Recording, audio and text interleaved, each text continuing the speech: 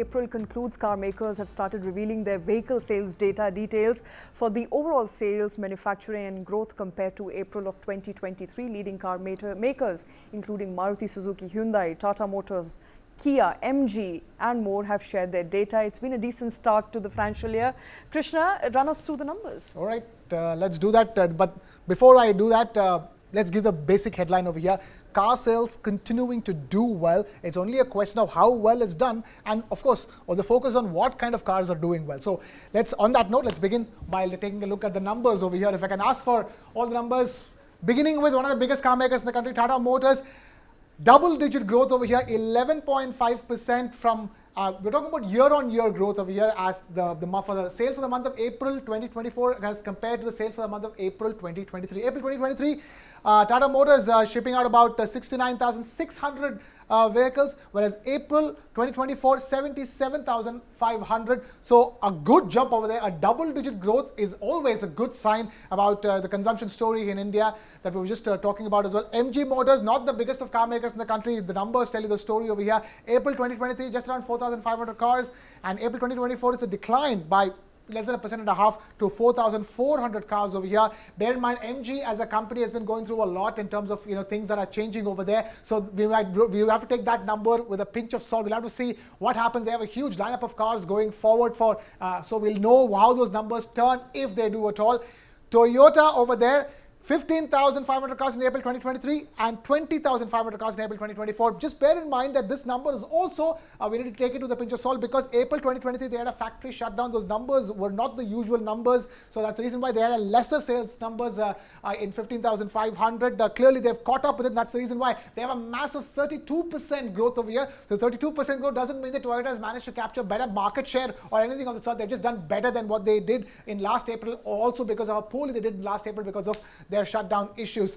Hyundai, another company over there, 58,200 cars in April 2023, 63,700 cars in April 2024. Again, a near double-digit 10%, near 10%, 9.5% jump over here. That seems to be the overall story as far as the Indian vehicle market is concerned.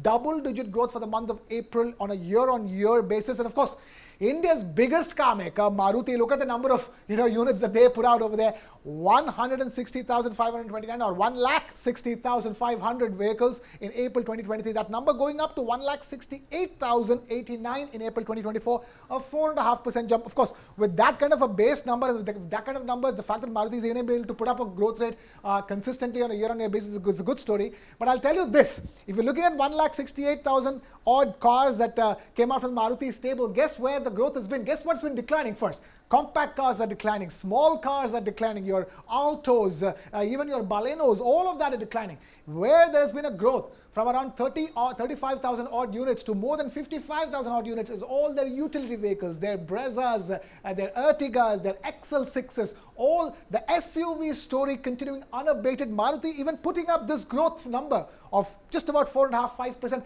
simply because of their utility vehicles. It's not their small cars. It's not the really economical cars that Maruti is known for. It's the expensive cars that Maruti is selling, Shweta and Karthik. A lot of trend lines emerging from that data, and let's begin with Maruti first. Of course, the trend is clear. If you're not in the SUV game, you're losing the market share. Krishna, 4.4% as compared to other players who have clocked in a double-digit growth. What does it really tell you? What it really is telling me is that Maruti is catching up in the SUV game. Okay. Right. So far, it's been coasting along on the basis of its Swift Desire, your Alto, Espresso, Wagonars, all these small, compact hatchbacks and all these cars which Maruti is known for.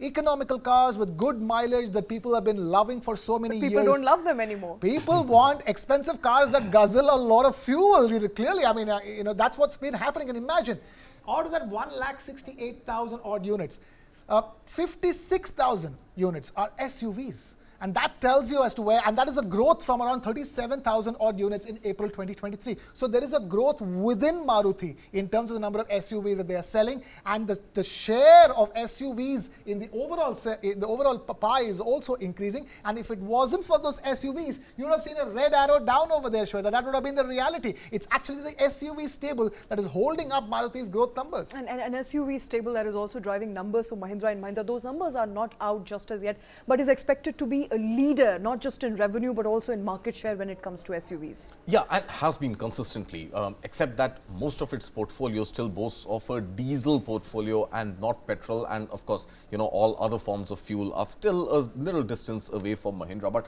coming back to the Maruti story, I think, if I can stick my neck out and say, Jimny hasn't been a success story for Maruti. In fact, that was one car that Maruti was really betting on when it was making this very, very small early day entry into the SUV space. And that hasn't really taken off for Maruti. So, if that story would have taken off, this number of 4.4% would have definitely been closer to the industry average of about 10%, because Maruti at the end of the day is still a brand that Indians trust with their money.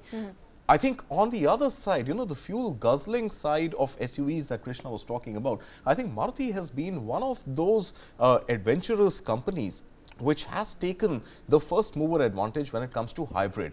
And the Grand Vitara, which again comes from the Maruti Suzuki stable, is a hybrid which boasts of mileages, upwards of 23, 24 kilometers to a liter. So this whole debate of SUVs being fuel guzzlers is something that Maruti is trying very hard to topple all over, as it did with the small cars. And with hybrid and with alternate fuel, and not just with EVs, which is where Maruti's portfolio has not really expanded in the last couple of years. So, I feel there is one more angle to this, and the other angle to this is that a lot of sales of passenger vehicles, while we call them passenger vehicles, have also come in by way of fleet expansion by cab aggregators.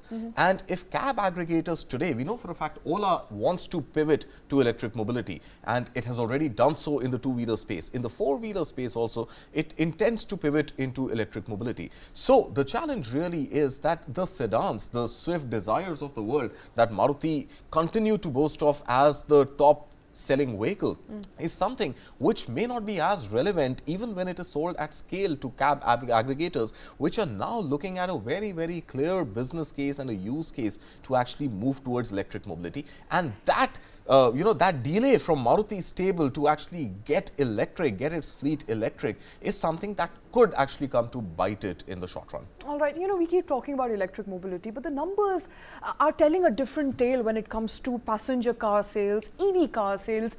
The numbers are not there just as yet. Tesla refused to come to India, at least in the interim. It does make one question on whether we are on path to achieve that 30% electrification by 2030. 30% is a fantastic number, but the current number is around 2.2%, and at the best, so that's the pie as a share of electric vehicles market in the overall pie.